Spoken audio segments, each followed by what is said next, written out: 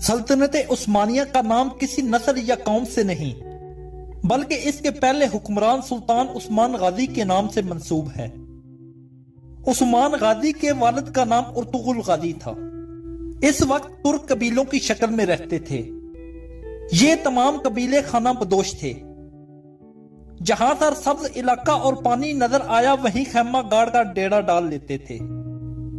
ان قبیلوں میں ایک قبیلے کا نام کائی قبیلہ تھا۔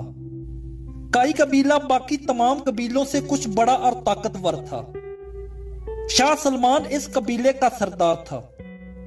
یہ نہایت جنگجو قبیلہ تھا۔ سلمان شاہ اور اس کے قبیلے کے مقاصد میں سب سے بڑا مقصد اسلام کی اشاعت تھی، کیونکہ اس وقت مسلمان ہر جگہ سے کمزوری کا شکار تھے۔ منگول اپنا سر اٹھا رہے تھے۔ سلجوق سلطنت اپنے زوال کے قریب تھی۔ ان حالات میں ضروری تھا کہ مسلمانوں کی تعداد کو بڑھایا جائے۔ سلمان شاہ کا انتقال ہو گیا اور اس کے 3 بیٹے تھے۔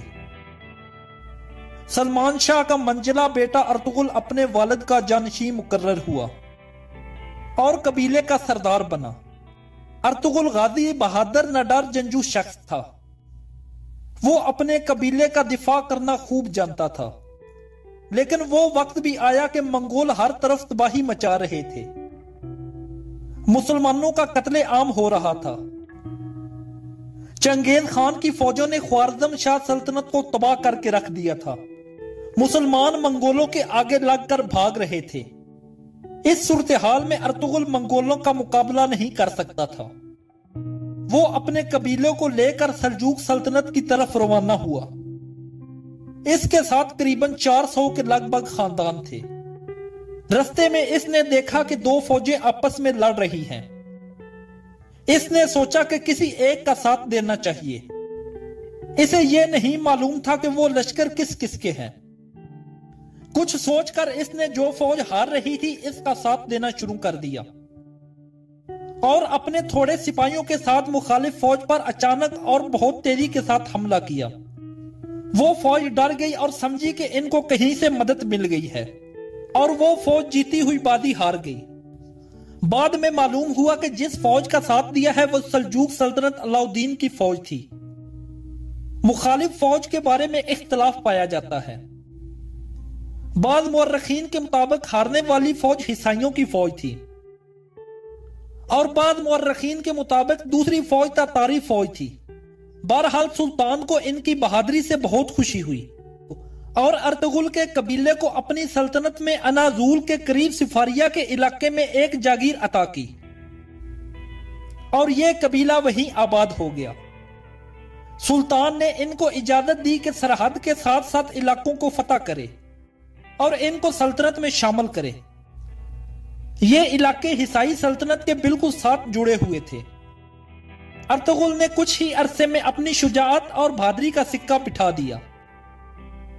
ان فتوحات کا نتیجہ یہ ہوا کہ باقی بہت سے ترک قبائل ارطغرل کے ساتھ مل گئے اور اسے اپنا سردار تسلیم کر دیا۔ ارطغرل سلطان علاؤ الدین کے نائب کے طور پر لڑتا رہا اور اس کی طاقت میں دن بدن اضافہ ہوتا رہا۔ ارطغرل نے حصائیوں کی سلطنت کے ایک بہت بڑے لشکر کو شکست دی۔ 1281 میں 90 سال کی عمر میں ارطغرل کا انتقال ہو گیا۔ اس کا جانشین اس کا بیٹا عثمان غازی تھا۔ عثمان اپنے والد کی طرح پکا مسلمان، بہادر اور حوصلہ مند انسان تھا۔ اس نے بھی فتوحات کا سلسلہ جاری رکھا۔ ادھر سلطان علاؤ الدین سلجوقی ایک جنگ میں شہید ہوئے اور ان کے بعد ان کا بیٹا غیاث الدین بھی تاتاریوں کے ہاتھوں شہید ہو گیا۔ 1299 میں سلجوق سلطنت بالکل ختم ہو گئی۔ عثمان غازی نے اپنے تمام علاقوں میں اپنی خود مختار حکومت کا اعلان کر دیا۔ یوں سلجوقی سلطنت سے علیحدہ عثمانی سلطنت قائم ہوئی۔ سلجوقوں کے لیے یہ بات تشویش کا باعث ہوئی، لیکن وہ اندرونی جھگڑوں کی وجہ سے مکمل زوال کا شکار ہو چکے تھے۔ امیر عثمان غازی نے بہت سے شہروں اور قلعوں کو فتح کیا اور ینی شہر جو کہ برسا کا ایک ضلع تھا اس کو اپنا دارالحکومت بنایا، اور اس کے بعد سلطان عثمان نے شادی کر دی۔ سلطان عثمان کو سلطنت کا ملنا اور ایک مضبوط اسلامی سلطنت کا قائم ہونا اللہ تعالیٰ کی مرضی تھی۔ اس سلطنت کے قائم ہونے کے بعد مسلمان متحد ہونا شروع ہو گئے۔ برسا کی فتح کے بعد سلطان عثمان بیمار ہوئے اور 1223 میں وفات پا گئے۔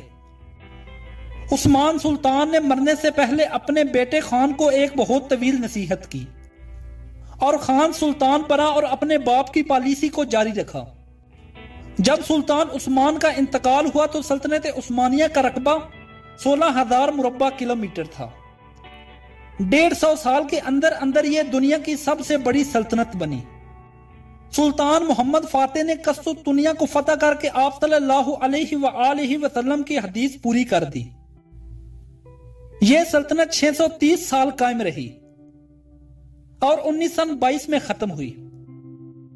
سلطان عثمان کے نام سے ہی سلطنت کو سلطنت عثمانیہ کہا گیا۔